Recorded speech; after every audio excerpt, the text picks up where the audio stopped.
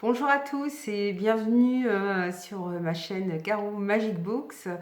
J'espère que vous allez bien. Alors, je vous retrouve aujourd'hui pour un petit update lecture concernant mes premières lectures du Cold Winter Challenge. On va parler aussi un petit peu ciné d'un film que j'ai vu il y a déjà plusieurs semaines quand même, dont je ne vous ai pas encore parlé, qui est très bien. D'ailleurs, moi, j'en ai pas entendu parler, mais qui est très très bien. Vous inquiétez pas de voir le sapin, mais le sapin, bon déjà les vidéos je les tourne en avance, puis le sapin chez moi a tendance à rester assez tard, c'est-à-dire que moi on m'a toujours dit qu'on pouvait le garder jusqu'au 31. Je sais qu'il y en a à qui on a dit c'est par rapport au pas la galette, enfin pas la galette des rois mais au roi mage, mais enfin je sais plus, enfin il y a voilà, il y a différentes traditions en plus selon les régions, selon les personnes. Moi, on m'a toujours dit qu'il pouvait rester jusqu'au mois de janvier. Là, je verrai si j'en ai marre, je le dégagerai à un moment ou à un autre. Mais voilà, pour l'instant, il est bien là. Donc, j'aime bien le garder un moment. Voilà. Et puis après, de toute façon, il faut que je... Alors, je sais pas, les enfants, là, cette année, l'ont fait tout seul. Je sais pas, par contre, pour l'enlever, à mon avis, je crois que ça va être moi qui vais devoir l'enlever. Mais bon, c'est pas gênant. Alors je vous retrouve donc pour vous parler du Cold Winter Challenge, qui est un challenge qui a lieu tous les ans depuis je ne sais plus combien d'années, qui est organisé par l'Enluminé, voilà, avec des menus, des mots-clés. Donc moi j'ai commencé voilà, ce challenge. Je voulais vous parler déjà des premières lectures que j'avais faites. Et je me rends compte que j'attaque tout de suite avec le Cold Winter Challenge. Alors j'ai oublié de vous parler du film des derniers films que j'avais vus ces temps-ci. Bon, bref, c'est pas grave. Donc je reprends, on va parler ciné. Alors j'ai regardé 2067. Alors je ne sais pas le film avec Cody Smith McPhee et Ryan Wanten. Je ne connais pas du tout Alors les acteurs, je crois qu'il y en a un qui devait jouer celui-ci, mais il est méconnaissable. C'est lui qui devait jouer le frère de Suki Stackhouse dans True Blood, la série qui était adaptée du roman, enfin des romans La Communauté du Sud. Je crois que c'est lui. Alors je ne sais pas si c'est je pense que c'est un film australien. En fait, on se retrouve voilà, dans le futur. Et dans le futur, bah, la planète, alors on voit au début, hein, la planète est en train elle est asphyxiée. Il n'y a plus d'oxygène parce qu'il y a de moins en moins de plantes. Après, il y a les arbres qui tombent. Donc donc il y a beaucoup de gens qui meurent, c'est-à-dire les plus faibles, c'est-à-dire les personnes âgées, les enfants, les gens qui ont des problèmes respiratoires. Donc voilà, c'est une situation critique. Et alors notre personnage principal, ils n'ont pas marqué son nom. Non, ils n'ont pas marqué son nom. Mais comment le personnage principal, il est ce qu'on appelle, je sais pas comment. Il s'occupe d'aller récupérer de l'oxygène en fait. Parce qu'il y a un tout petit peu d'oxygène, hein, donc il s'occupe d'entretenir en fait la ville. Donc du coup, lui, il a le droit à un casque. Vous voyez ces casques très précieux avec une bonbonne d'oxygène. De temps en temps, il en fait profiter sa compagne, hein, qui est la femme qu'il aime, qui malheureusement crache du sang. Elle est instite, elle dit j'ai encore des enfants qui sont morts dans ma classe, voilà, situation vraiment critique. Et on leur propose en fait, on lui propose, et son ami l'accompagne, son ami qui a été son mentor puisqu'il a perdu son père, son père était professeur, sa mère a été assassinée, son père s'est suicidé après, voilà, enfin, histoire très gaie au début. Et on lui propose, parce qu'apparemment, ils ont reçu un message du futur, un grand consortium, voilà, bourré de pognon, qui voudrait sauver la planète. Ils ont reçu un message lui demandant à lui de venir dans le futur. Donc, ils l'envoient dans le futur. Alors, vous avez toujours ce mélange passé-présent avec, oui, mais si je fais telle chose dans le futur, qu'est-ce que je vais changer dans le passé? Vous avez plein de choses comme ça. Vous vous doutez bien que derrière, il y a une conspiration, que tout n'est pas dit, que le consortium, il n'est pas forcément intéressé que par le bien de la planète et de ses habitants, mais a plutôt envie de ramener les choses à lui, quoi. Bon, voilà. C'est bien fait. C'est bien fait parce que j'aime beaucoup bah déjà, c'est un posta, donc j'aime bien, moi, voilà, tous les postas, que ce soit en livre ou en film. Bon, souvent, c'est un peu anxiogène parce que de plus en plus, on parle d'écologie et malheureusement, c'est la réalité aussi. C'est ce qui pourrait aussi nous arriver, hein. En plus, on voit, il y a du feu. Il y a le feu qui prend partout parce qu'il y a un manque d'oxygène, ce qui entraîne... Alors, ne me demandez pas pourquoi, hein, je suis une bille en science. Mais du coup, il y a des feux qui prennent. Mais alors, au bout d'un moment, ils expliquent aussi que même le feu n'arrive plus à prendre parce qu'il n'y a plus assez d'oxygène. Pour vous dire à quel point en est la planète. C'est vraiment... voilà, voilà, il est le dernier espoir de la Terre. Donc il va se retrouver dans le futur, voilà, et il va lui arriver des choses un petit peu étranges, évidemment vous vous en doutez. Il va être rejoint par son compagnon qui a été comme un grand frère pour lui, et puis vous avez toute une intrigue derrière. C'est bien fait, c'est pas long, par contre c'est très sombre, hein. Ça fait penser par moments quand il est prise de vue dans la rue, dans les ruelles, où il y a d'ailleurs des gens qui se battent pour reprendre l'oxygène aux autres, des gens qui s'immolent pour qu'il y ait une personne en moins qui prenne de l'oxygène, ils s'immolent carrément pour se sacrifier pour les autres. Vous avez voilà, ces plans dans les ruelles qui sont très sombres, très noirs. Vous avez un peu ça dans Blade Runner aussi, voilà, oui, quand il y a plein d'humains partout, plein de machines, plein de lumière, mais c'est dans le noir. Ça donne une impression d'être enfermé, d'être claustrophobe. Et c'est bien ça parce qu'il n'y a plus d'oxygène. Voilà, c'est... Et puis effectivement, par contre, quand il arrive dans le futur, c'est pas du tout... Enfin, vous voyez l'image, voilà, vous voyez l'image, la nature a repris ses droits en fait. Donc pourquoi, comment, voilà, c'est à savoir. C'est bien fait, il y a pas trop de temps mort, ce qui part assez vite, et puis on se demande pourquoi telle chose est arrivée, comment c'est possible, voilà. Donc c'est donc 2067, voilà. Alors, le nom du réalisateur, est-ce que c'est Seth Larney, qui apparemment au départ était plutôt spécialiste des effets spéciaux. Voilà. Alors là, je vois, c'est marqué Cody Smith-McPhee qui a joué dans la saga X-Men et dans La Route. Alors, je ne sais pas si c'est le petit garçon qu'on voit dans La Route. Possible, hein. Il a dû grandir depuis. Donc maintenant, on va pouvoir attaquer le Cold Winter Challenge quand même. Donc je vous dis, il y a des menus et selon chaque menu, il y a des catégories avec des mots-clés qu'il faut essayer de respecter. Moi, j'ai pris le challenge mordu de l'hiver, c'est-à-dire lire toutes les sous-catégories et tous les menus. Donc dans le premier menu Magie de Noël, j'ai... comment j'ai lu, j'ai oublié de vous mettre la... Ah, je l'ai, mais sur ma liseuse, j'ai oublié de sortir la liseuse. J'ai alors c'était pour coupe de champagne, romance de Noël, amour, amitié, adulte. J'ai je vais y arriver. Donc moi j'ai choisi plutôt amitié, romance. Hein. C'est pas vraiment une romance de Noël, ça se passe pas à Noël. C'est Every Time You Need Me de Elodie François, où on va suivre. Elle avait déjà écrit peu de temps auparavant. Euh, et je vais partout. Non mais c'est horrible d'avoir des trucs de mémoire comme ça. Et si elle effaçait les frontières, tome 1 et 2, où elle abordait déjà un sujet pas facile, la maladie. Là, on va aussi être dans des sujets pas faciles. Mais c'est toujours faire, voilà, c'est de la romance contemporaine, ce que j'aime parce que moi la romance, voilà, tout ce qui est new adulte, romance new adulte, c'est pas du tout mon truc. La dark romance, j'en ai lu des extraits, c'est pas trop mon truc non plus. Donc par contre, j'aime bien de temps en temps lire une romance contemporaine. Là, c'est le cas, et là on a voilà nos deux personnages. On a Baptiste qui lui a, voilà, on le sait rapidement, a subi des choses dans son enfance. Et on a Maisie. Ils se rencontrent. Alors on retrouve des personnages des autres romans. Ils se rencontrent, c'est pas le coup de foudre ni rien. Ils sont amis. Baptiste est musicien, Maisie aime la musique, c'est tout, point barre. Elle, c'est pas trop son truc en plus. Parce que Baptiste, c'est un grand baraqué, plein de tatouages avec des cheveux longs, la barbe. Comme elle dit, le style viking, c'est pas son style, c'est plutôt costard-cravate. Elle-même, elle est jeune femme pleine de vie, voilà, pleine d'entrain. Voilà, c'est un petit bout de femme plein de vie, quoi, en fait. Et il va malheureusement lui arriver quelque chose de très dramatique. Alors, c'est noté au début du livre. Comme ça, vous savez un peu de quoi ça parle. Si vous ne sentez pas d'y aller, n'y allez pas.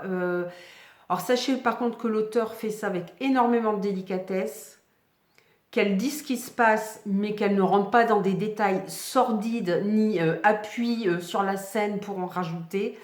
Voilà, c'est très... voilà, ça reste vraiment... voilà, elle dit les choses, mais ça reste soft. On n'est pas là pour faire du voyeurisme, en fait. Et donc, en fait, voilà, quand Baptiste va apprendre ce qu'elle a vécu, voilà, lui, ce qu'il a un peu vécu aussi, ils vont se rapprocher petit à petit et ils vont essayer de se reconstruire parce que lui a beau être adulte, il garde quand même encore des traces de ce qui lui est arrivé dans son enfance et elle est en pleine reconstruction. Voilà, donc c'est une belle romance qui parle de sujets réalistes malheureusement, mais toujours, je vous dis, fait avec beaucoup de comment dire, de, de, de délicatesse, de douceur. On dit les choses, hein, c'est pas là non plus pour édulcorer, mais voilà, c'est pas, il n'y a pas de voyeurisme, il y a pas, on n'insiste pas sur la scène pour dire ouais, si vous aimez les trucs sordides, venez lire mon livre, quoi. C'est pas ça du tout. Voilà, donc je vous conseille les romances d'Élodie François d'une façon générale. J'avais bien aimé, je vous dis aussi la précédente qui était un diptyque, qui était voilà, ici elle effaçait les frontières. Ensuite, alors la deuxième catégorie, je ne l'ai pas encore faite. Le calendrier, alors la troisième catégorie, c'est pareil, je l'ai passé sur ma liseuse. C'est Calendrier de l'Avent, un livre dont vous n'avez pas lu le résumé. Voilà, j'avais triché un petit peu parce que j'ai pris le Grand Théâtre sur Broadway de Marie-Steph Rouchy parce que j'avais lu le tome 1. Voilà. Donc le tome 2, je ne savais pas de quoi il allait parler, mais je me doutais de quel personnage on allait retrouver. Alors, je vais surtout vous parler du tome 1 pour pas trop vous spoiler le tome 2. Dans le tome 1, on suit, c'est Julius, que je dis pas de bêtises, qui est un orphelin.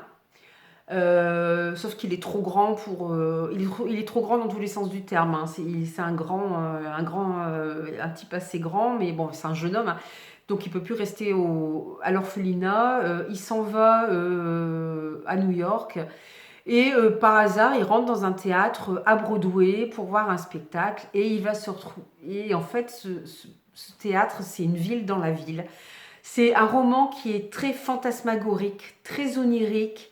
On est dans du fantastique, mais du fantastique, il n'y a pas des monstres qui vont arriver par derrière pour vous attaquer ni rien. C'est de la fantasmagorie plus, c'est de l'imaginaire. Faut se laisser entraîner par le livre parce que vous avez, en fait, vous avez dans ce théâtre, vous avez carrément un village, vous avez des commerces, il y a ce qu'on appelle des guildes. Alors, il y a la guilde des acteurs, la guilde des chanteurs, des musiciens, des costumiers, des mécaniciens. Enfin, voilà, il y a plein de guildes. Mais surtout, Julius va découvrir qu'il y a un grand secret que cache ce grand théâtre sur Broadway, notamment le chef du théâtre. Et ce secret, c'est une société qu'on appelle le quatrième mur. Alors c'est vrai que en lecture et en cinéma ou série télé, le quatrième mur, c'est la personne qui est en train de lire ou la personne qui est en train de regarder. Et vous avez des auteurs ou des réalisateurs qui jouent là-dessus. D'un seul coup, vous avez l'acteur ou le narrateur du livre qui s'adresse à vous directement. Et on appelle ça briser le quatrième mur. Donc, il y a cette association du quatrième mur qui a réussi à pénétrer dans le théâtre. On ne sait pas comment. Parce que seuls peuvent pénétrer les spectateurs, mais ils ne peuvent pas aller plus loin que la scène. Et ils ont tué tous les personnages, tous les membres d'une guilde. Or, Julius aimerait remettre cette guilde à jour. Bon, je vous en dis pas plus parce que je trouve que j'en ai déjà dit beaucoup pour le premier tome. Là, je ne sais pas du tout. Je vous ai dit un tout petit truc sur le tome 2, mais il y a de l'humour. C'est léger en même temps, c'est une fantasmagorie parce que cette ville dans la ville, c'est incroyable, quoi. Et puis toutes ces règles, il faut bien respecter les règles et on ne se mélange pas entre guildes. Si les parents sont dans telle guilde, les enfants normalement doivent suivre les pas de leurs parents. Voilà, et Julius, il va arriver être un peu le bazar dans tout ça, donc ça ne plaît pas forcément à tout le monde. Il ne va pas se faire que des amis. Alors, ensuite, dans le menu Hiver sombre, j'ai lu Un trop grand silence. Alors, c'est de Lou Valérie Vernet aux éditions M+. Je vous avais déjà parlé il y a quelques... J'espère que je vous en ai parlé parce qu'il y a des, il y a des lectures Alors, j'ai chroniqué sur Instagram, hein, vous pouvez les retrouver sur Instagram, mais par contre, je sais que j'avais du retard sur mes chroniques de lecture au niveau YouTube. Mais j'espère que celui-là, je vous en ai parlé. Pardon. En fait, il y a comme, enfin, on retrouve les mêmes personnages dans un premier volume qui s'appelle, oh non, c'est pareil, j'ai encore oublié le nom. La toile aux alouettes. À chaque fois, je me trompe parce que je veux pas dire la toile, je veux dire la quoi. Oh, je me trompais à chaque fois. Voilà. La toile aux alouettes. Et là, on retrouve les deux mêmes personnages qui sont un flic, Bastien, qui est surnommé la virgule parce qu'il a reçu une balle dans... Je vous spoil pas, hein, c'est dans le résumé, puis c'est dès les premières pages de La toile aux alouettes, dans la cuisse, qui fait ça lui donne une drôle de démarche, un peu, ouais, voilà, comme une virgule. Et souvent, il se fait aider par un ancien collègue qui a décidé d'arrêter Netflix, qui ne plaît pas à ses anciens collègues, bien sûr, et qui est devenu détective privé et qui se fait appeler, son prénom c'est Pierre, mais il se fait appeler la Carpe parce que c'est un véritable taiseux. Il ne dit jamais rien. Par contre, quand il dit quelque chose, voilà, ça vous relance l'intrigue, ça vous remet les choses en perspective, et là vous dites, ah oui, tiens, je n'ai pas pensé. Et en fait, il a en lui ce qu'on appelle l'inclus, c'est-à-dire c'est une espèce de petites choses en lui, une sorte de petite voix. Oui, ils sont spéciaux, hein, mais c'est ça qui fait le charme du livre, c'est que c'est, voilà, des enquêteurs qui ne sont pas, voilà, des enquêteurs comme on en voit d'habitude, et c'est ce que j'ai bien aimé dans ce roman, et qui lui souffle des fois des petites choses, qui rassemblent les indices qu'il a, tout ça. En fait, dans Un trop grand silence, il va y avoir, la veille de Noël à Paris, il va y avoir 6 attentats en 6 heures de temps. Donc évidemment, alors tout Paris se retrouve calfeutré, c'est Noël, mais tout le monde est calfeutré chez lui. Plus personne n'ose sortir. On ne sait pas on sait pas s'il y a plusieurs personnes ou une seule personne derrière tout ça. Bon, on pense plutôt qu'il y en a plusieurs parce que quand même 6 attentats, il y a 1 heure d'espace entre chaque, 1 heure entre chaque attentat. Et ce que j'aime bien, c'est que l'autrice, à chaque fois, met de côté, elle met un peu en recul ces deux enquêteurs pour faire la part belle aux victimes ou aux rescapés. Et là, effectivement, on a les points de vue des rescapés. Parce que les attentats, ils sont pas anodins. Il se passe, alors j'en oublie pas, il y a un attentat dans une prison, dans un centre pour déficients mentaux, dans une maison de retraite, dans un centre pour SDF, dans un immeuble où vivent beaucoup d'immigrés. Et le 6e, c'était... Je sais pas si je vais retrouver. Ah, ça c'est casse-pied. Je n'ai pas retrouvé le 6e. Donc vous voyez, c'est des endroits où, en quelque sorte, on va dire, c'est les gens dont la société ne veut pas.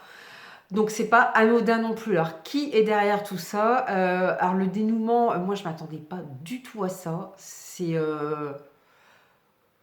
Enfin, on se dit vraiment que l'esprit humain est vraiment très tortueux, quoi. C'est vraiment...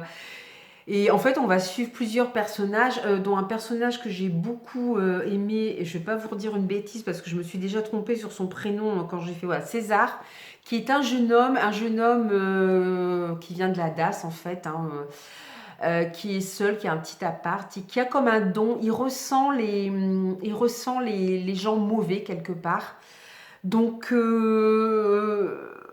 voilà, il a senti un homme passer près de lui, il a senti que cet homme était mauvais. Il va aider Pierre Lacarpe. On va le suivre lui, on va suivre un patron de café qui recevait plein de gens chez lui, et notamment César, et puis un autre jeune homme qui perd voilà, quelqu'un. Enfin, voilà, on va suivre tous ces personnages et tout l'impact que va avoir sur eux ces attentats, la disparition d'êtres chers, ou alors comment ils vont faire pour survivre. Voilà, c'est vraiment, on a un frère et son petit frère qui est handicapé. On en apprend sur leur vie, comment ils ont survécu sans leurs parents, parce que le grand frère, certes, il est majeur, mais il doit avoir 18-20 ans. Oui, voilà, donc c'est des personnages, en fait, il y a une galerie de personnages qui sont normalement secondaires, mais qui sont vraiment super bien écrits, et surtout très, très, très émouvants. Et moi, j'ai adoré ça. C'est, voilà, alors ça me fait toujours un petit peu bizarre qu'on mette les enquêteurs de côté, mais en même temps, on a le point de vue des victimes, on ressent ce qu'ils ressentent, voilà, on a toutes leurs émotions, on se prend toutes leurs émotions de plein fouet, et waouh, c'est hyper émouvant. Et puis on a un final qui est déroutant comme pour le premier tome, qui n'est pas du tout le même genre de final, mais qui est très déroutant. Et je vous dis, l'esprit humain est très, très, très tortueux. Ensuite, alors j'ai pas fait la catégorie 2. La catégorie 3, Nuit du solstice, c'était angoisse, horreur, créature de la nuit. Et là, j'ai choisi Carrousel funeste de Fenris. Alors, le tome 1, c'est la marque d'Isengrin. Alors, je ne sais pas si vous voyez ce masque inquiétant. Alors, ce livre, il m'a beaucoup attiré. C'est l'auteur qui m'avait contacté. Et en fait, j'ai retrouvé le livre je me souvenais pas que j'avais le livre dans ma palle. Comme quoi, des fois, on retrouve des trésors dans sa palle. Je ne sais pas si vous voyez, il a sa main autour de la gorge de la fille. En fait, on est dans un Paris contemporain. On va suivre, et puis il y a des problèmes, donc on va suivre des policiers. On va suivre une jeune fille qui fuit. En fait, elle a déjà fui sa famille parce que son beau-père a tendance à. Elle a 16 ans, je crois, avait tendance à trop commencer à se rapprocher d'elle. Et puis, elle tombe entre les mains d'un dealer criminel. Alors qu'il ne la touche pas, mais elle doit recevoir les gens, leur sourire, tout ça, leur servir le champagne, etc. Jusqu'au jour où elle ouvre une porte qu'elle n'aurait pas dû, où elle découvre quelqu'un qu'elle n'aurait pas dû découvrir. Donc elle est en fuite, elle est aidée par un jeune homme qui l'emmène dans une auberge aussi, qui l'aide. Et en même temps, il y a des disparitions et on a les deux policiers qui enquêtent. En fait, derrière toutes ces disparitions, derrière tout ça se cache, voilà. Alors, Isengrin, pour ceux qui ne se souviennent pas, c'est l'ennemi de Renard dans le roman de Renard. C'est le loup. Celui à qui Renard fait voir de toutes les couleurs. Et en fait, on va retrouver dans un monde caché, parallèle, souterrain, on va retrouver tous les personnages comme ça, alors que ce soit du roman de Renard, alors soit des personnages des personnages fictifs, soit des personnages qui ont vraiment existé. Alors je sais pas si je peux vous en citer parce que j'ai pas envie de vous spoiler, mais allez, pour dire, voilà, pour faire à la fois c'est des personnages littéraires et des personnages qui ont vraiment existé. On a les Trois Mousquetaires. Voilà, on va se retrouver avec des personnages comme ça. Et en plus, des fois, ils changent de nom. Alors, surtout, attends, celui-là, c'est qui en fait? Il n'a pas le même nom là, mais c'est un personnage connu. Voilà. Et on se rend compte que dans ce monde a connu la guerre, notamment à cause d'Isengrin, qui normalement est censé être mort. Depuis, il y a un roi. Alors, c'est le royaume d'Agartha, si je ne vous dis pas de bêtises. Agartha, oui, c'est ça. Donc, il y a un roi. Mais il y a, c'est pareil, de plus en plus d'incidents. Il y a des espèces de créatures qui apparaissent, qui sont censées mourir et rejoindre la Dame Blanche, et qui, au contraire, se baladent et essaient même d'approcher le roi et de le tuer. Donc voilà, donc il y a des problèmes dans notre monde. Alors notre monde, il est vu par certains habitants d'Agartha comme on n'est que des humains, hein, rien. Et pour d'autres, il est vu comme, je ne sais plus comment ils l'appellent, mais comme le monde élu en fait. Donc il faut le protéger. Donc il y a des personnages qui veulent protéger notre monde, d'autres pas, et il y a tout un secret, c'est très complotiste en fait comme roman. Puisque voilà, il y a des personnages qui jouent double jeu. Le roi, pas dire c'est pas un enfant de cœur non plus. On retrouve des personnages, oui, qui est aussi bien dans que ce soit fictif ou dans l'histoire, bon, bah, comme tout être humain, ils sont faits d'ambiguïté et de parties sombres. Et là, parfois, c'est que la partie sombre qui sort. Et voilà, et j'ai beaucoup aimé voilà, retrouver tous ces personnages fictifs ou historiques, de les retrouver dans ce roman et mélanger avec un Paris contemporain. Et voilà, c'est vraiment... donc c'est une trilogie, c'est en 3 parties. Donc je lirai les 3. Je ne sais pas quand. Je vais attendre parce que bon, là, pour l'instant, je ne vais pas avoir le temps de lire les 2 suivants. Par contre, je me dis, il ne faut pas que je traîne à les lire pour bien me souvenir de tous les personnages. Parce qu'il y a quand même pas mal de personnages.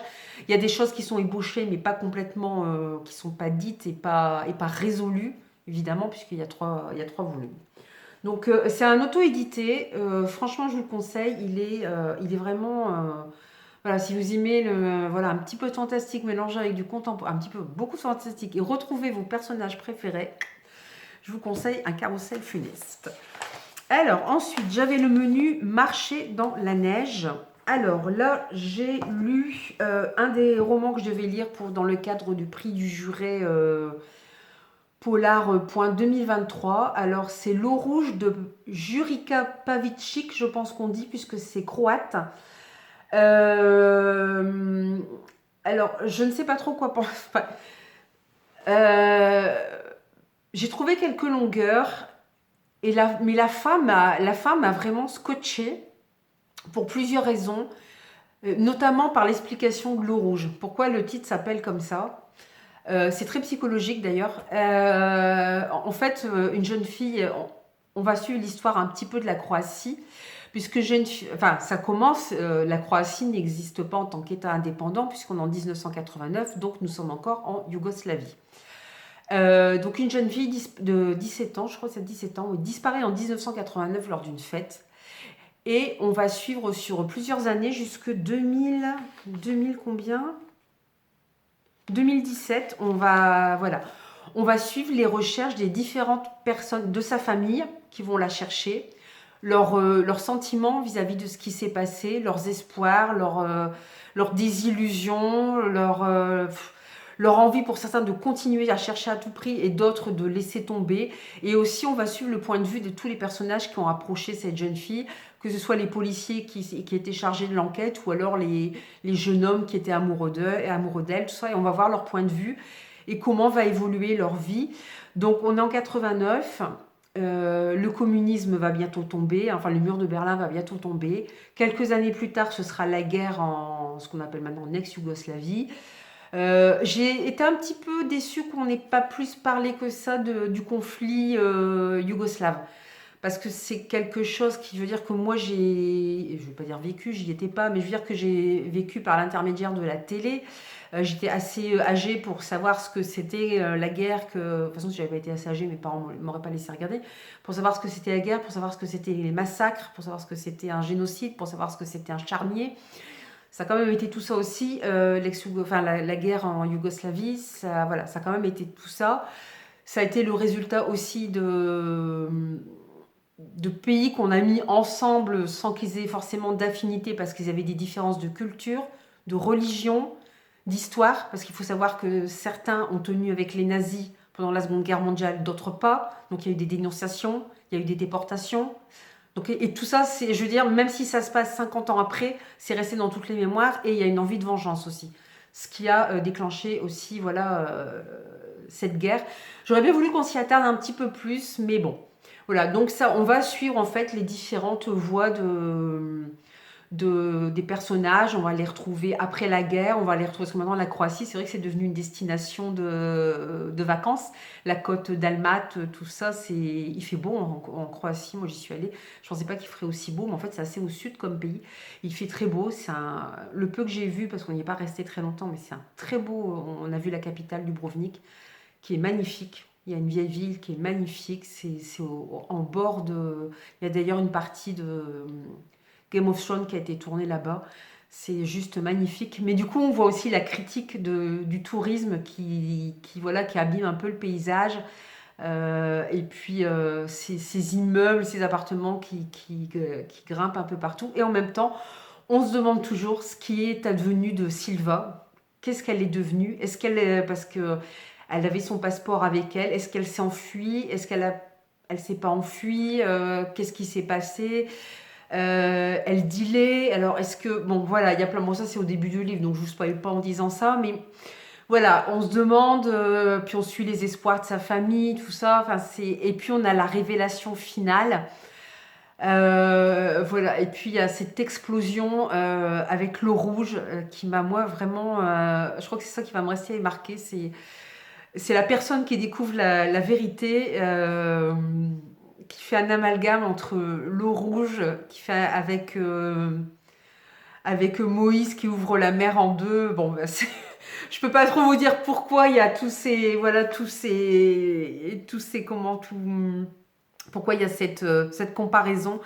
Mais voilà, il a cette espèce de révélation et voilà, il fait référence à Moïse puisque ils ont eu comme les Égyptiens ne voulaient pas libérer les esclaves juifs, ils ont été punis par Dieu avec les 10 plaies d'Égypte et notamment l'eau est devenue rouge, ils ne pouvaient plus la boire, entre autres choses. Il y a autre chose aussi, mais je ne vais pas vous le dire, sinon là ça peut être embêtant. Mais voilà, donc il y a toutes ces révélations. Donc la femme, ça a été une explosion pour moi. Ça a vraiment été, voilà, je m'y attendais pas. Ça a été une découverte. Puis je crois qu'on se met dans la peau des gens qui l'ont connue, des gens de sa famille, et on se dit, ah ouais, quand même. Et en fait, bah voilà quoi, c'était ça. Donc voilà, alors ouais, voilà, il y a quelques longueurs pour moi. J'aurais aimé peut-être avoir un peu plus d'indications sur la guerre, mais c'était pas le but du livre, je pense aussi. C'était plutôt de parler des points de vue des différents personnages et leur évolution au fil des années, parce que toute leur vie vont être obsédés, pas seulement la famille, mais les autres, obsédés par la disparition de Silva. Voilà, donc je pense que c'est le dernier. J'en avais sorti 3 autres, mais c'est le dernier livre dont je vais vous parler. Je papote tellement que j'ai fait que 3 livres. Donc n'hésitez pas, comme d'habitude, à laisser un petit commentaire, même si c'est juste un petit cœur, un petit like, un petit livre, un petit sapin de Noël. On est encore un petit peu dans Noël quand même, enfin dans les fêtes de fin d'année. N'hésitez pas à me dire si vous avez lu ces livres, si vous les avez aimés. Si vous voulez plus d'indications sur un autre livre, n'hésitez pas à liker et à vous abonner. Voilà, moi je vous laisse là-dessus. On se retrouvera, je ne sais pas, soit pour un book haul, soit pour un autre date. Je vous dis à très bientôt et je vous souhaite de belles aventures livresques. Bye bye!